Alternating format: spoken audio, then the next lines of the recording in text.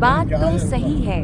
अब आज यकुन जनवरी 2026 के पहले दिन ही मौसम इस कदर सर्द है कि क्या कहा जाए। सुबह से ही आसमान बादलों या धुंध से लिपटा हुआ है।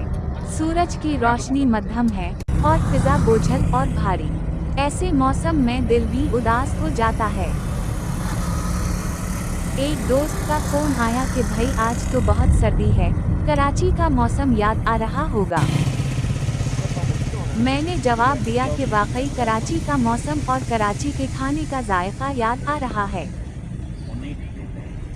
फिर खुद ही कहा कि मौसम तो दिल से होता है, दिल खुश हो तो शदीद मौसम भी बहार लगती है, दिल उदास हो तो बहार भी कांटा बन जाती है। मगर हकीकत ये भी है कि कराची का मौसम मुतदिल रहता है। ये नहीं कि सर्दी नहीं पड़ती है, मगर यूं नहीं जैसे लाहौर या कोयटा या इस्लामाबाद में पड़ती है।